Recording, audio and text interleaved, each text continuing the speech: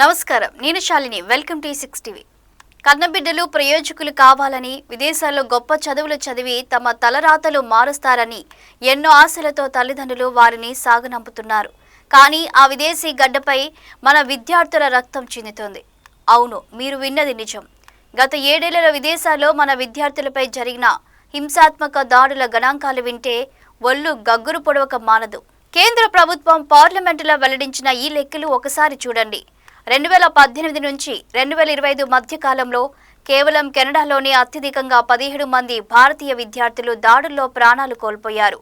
ఇక అగ్రరాజ్యం అనుకునే అమెరికాలో 9 మంది, ఆస్ట్రేలియాలో 3, ఇలా చైనా, బ్రిటన్, జర్మనీ నుంచి ఎంపీ అసదుద్దీన్ ఓవైసీ అడిగిన ప్రశ్నకు విదేశీ వ్యవహారాల శాఖ మంత్రి కీర్తివర్ధన్ సింగ్ ఇచ్చిన లిఖితపూర్వక సమాధానం ఇప్పుడు దేశవ్యాప్తంగా చర్చనీయాంశమైంది. మేం భద్రతను పర్యవేక్షిస్తున్నాం, స్థానిక అధికారులతో మాట్లాడుతున్నాం అని కేంద్రం చెప్తున్నా అక్కడ ప్రాణాలు పోతూనే ఉన్నాయి. చదువుల తల్లి ఒడిలోకి వెళ్లాల్సిన బిడ్డలు ఇలా విదేశీ గడ్డపై హింసకు బలైపోతుంటే ఆ తల్లిదండ్రుల వేదన వర్ణనాతీతం. మరి విదేశాల్లో ఉన్న మన బిడ్డల భద్రతకు అభయం ఎప్పుడు? ఈ దాడులకు ముగింపు ఎక్కడ? ఇది ఇప్పటికీ మిగిలి ఉన్న $1 మిలియన్ ప్రశ్న. మరిన్ని అప్డేట్స్ కోసం చూస్తూనే ఉండండి ఈ 6 టీవీ.